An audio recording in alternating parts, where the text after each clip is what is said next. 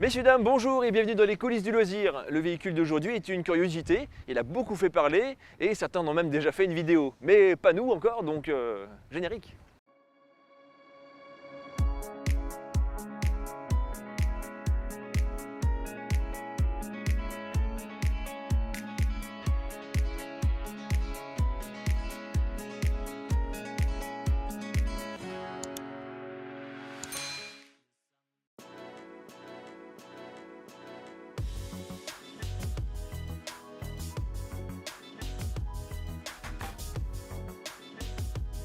Nous sommes devant le Challenger 240 Open Edition. C'est un camping-car profilé aux dimensions standards, mais ce qui fait son originalité, c'est sa disposition intérieure.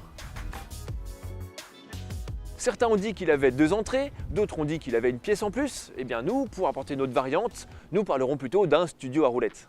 Bon, on ne va pas non plus en faire des tonnes. Ici, tout commence par le fait que le fabricant ait ajouté une seconde entrée à l'arrière du camping-car, et c'est ça qui va influencer tout le reste du véhicule.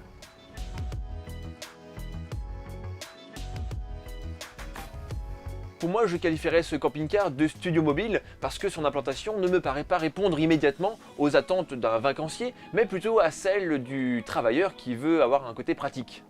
Premièrement, le salon. L'entrée principale donne directement dessus, on a une table qui est relativement grande, et puis ses coins lui donnent une certaine modularité.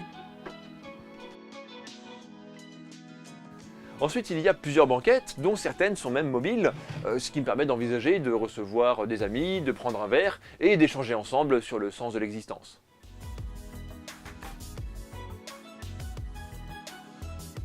Maintenant, oublions les amis, la soirée est longue et je voudrais me détendre devant un bon film. Eh bien, ce modèle est certainement l'un des plus favorables. Ici, la banquette, la table se baisse, je peux alors la transformer en rallonge de canapé pour m'y allonger, être dans le confort et profiter d'une position idéale et à bonne distance de l'écran. Puisqu'en face, le mobilier dévoile un support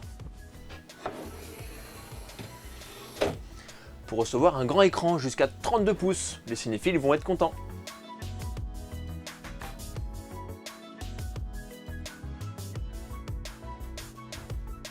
Ensuite, entre le salon et la cuisine, il y a 2 éléments de séparation. Premièrement, ce meuble d'entrée, on peut y poser un téléphone portable, les papiers, etc.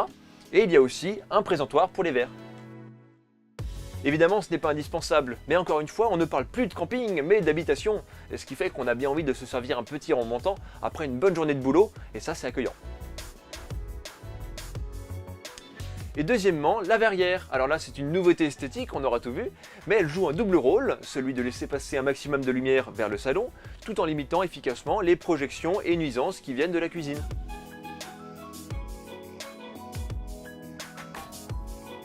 Celle-ci est d'ailleurs linéaire, on y trouve la plaque de cuisson avec 2 feux, l'évier, le frigo et au-dessus, le plan de travail qui continue. On peut d'ailleurs y faire pas mal de choses, stocker la vaisselle fraîchement lavée, y poser un petit four, on fait ce qu'on veut. Et puis cette fenêtre, on pourra l'ouvrir pour ventiler efficacement la cuisine sans trop perturber la plaque de cuisson qui pour une fois a été mise dans un endroit adéquat.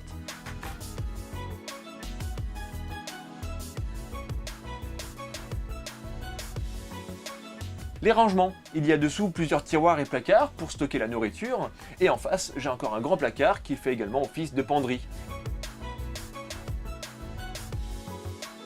Petit point technique pour la cuisine, la plaque de cuisson offre 2 feux, au gaz évidemment, et ensuite on a le frigo qui fonctionne à compression, ça veut dire qu'il va utiliser le 12 volts ou le 230 volts, selon le contexte. Il a une contenance de 135 litres.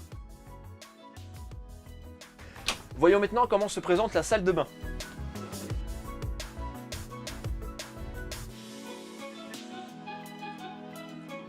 Un joli petit lavabo, un grand miroir, le WC lui pas trop mal placé, et puis beaucoup de lumière, notamment grâce au lanterneau au plafond et la baie qui est juste derrière moi.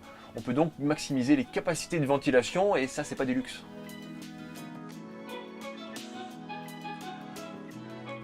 Au niveau de la douche, c'est plutôt assez large je trouve. Le seul bémol ce serait éventuellement le toilette qui reste un peu exposé aux projections, mais bon ça reste fonctionnel. Le choix du système Vario n'est pas surprenant, il permet de gagner beaucoup d'espace, au détriment peut-être du compromis intérieur, douche et salle de bain. Se laver c'est bien beau, mais il faut aussi penser à s'habiller, et c'est là qu'on va pouvoir se tourner vers l'arrière du véhicule. Du coup la petite mousse on va la cacher ici.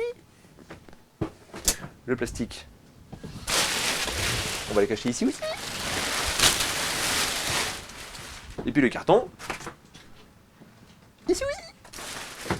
il y a tout un espace qui est dédié à plusieurs usages. Le garage pour recevoir les gros volumes, les valises ou même des vélos. Le dressing qui offre des surfaces de rangement pour les vêtements et aussi des tiroirs.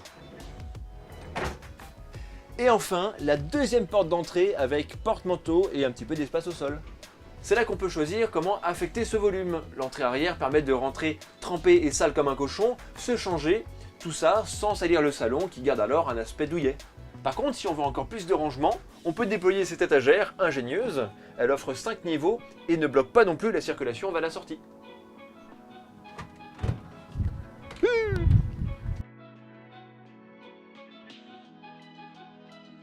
Et pour en finir avec l'arrière, cette porte coulissante permet de fermer le garage, encore un bon moyen pour séparer les différentes pièces de la maison. Le couchage principal, alors je dis peut-être un peu tard dans la vidéo, mais il est au plafond, il descend électriquement à la hauteur de notre choix. Les dimensions sont particulièrement séduisantes puisqu'il fait 2 mètres de long et 160 cm de large. Le couchage d'appoint s'aménage quant à lui en dessous sur la banquette pour 195 cm de long et 125 de large.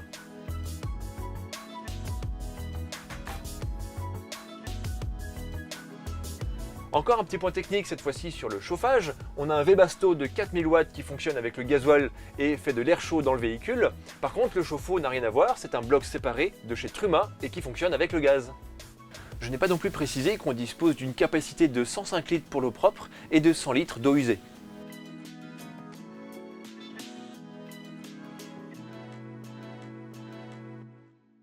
Côté porteur, j'ai pris place au poste de conduite de ce Ford Transit qui est pas trop mal équipé, avec une motorisation de 2 litres pour 170 chevaux et boîte de vitesse automatique.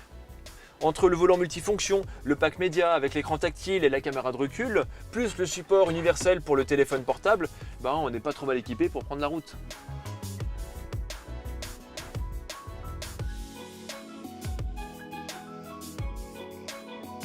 Alors je dois préciser que ce Challenger est dans sa livrée spéciale, ce qui apporte une finition intérieure spécifique et puis des équipements. On pourrait évoquer la douchette extérieure d'un côté et la prise de gaz de l'autre. Ça c'est pratique pour la petite plancha ou le barbecue au gaz. Et puis on l'oublierait presque, mais il y a bien une porte de soute. Classique. Ce modèle m'inspire vraiment autre chose que la majorité des camping-cars. Les arguments qu'il avance me semblent davantage adaptés et attractifs pour des personnes qui ont une activité nécessitant un point de chute mobile. Le mec par exemple qui est ouvrier sur des chantiers mobiles, il rentre le soir fatigué, il arrive dans l'arrière-cuisine, il se change et ensuite il arrive dans son salon pour se détendre devant un bon film. Alors ça marcherait tout autant pour les vacanciers occasionnels, mais j'avoue qu'au premier coup d'œil, je ne l'imagine pas d'emblée au bord de la mer, mais plutôt en guise de logement. Et je terminerai avec le prix, car il faut bien l'aborder à un moment donné, sinon c'est pas rigolo. Du coup, ce modèle avec le gros moteur, la boîte automatique, le panneau solaire, le store et la caméra de recul est proposé à 67 930 €. Alors dites-moi dans les commentaires quel est votre ressenti sur ce modèle, c'est toujours intéressant d'échanger et de comprendre comment vous recevez ce genre de propositions. Si nos vidéos vous plaisent, vous pouvez nous soutenir en vous abonnant à la chaîne, en laissant un petit pouce en l'air, évidemment plein de commentaires, ça nous fait toujours plaisir. Donc je vous dis, prenez soin de vos montures, profitez du paysage et à très bientôt.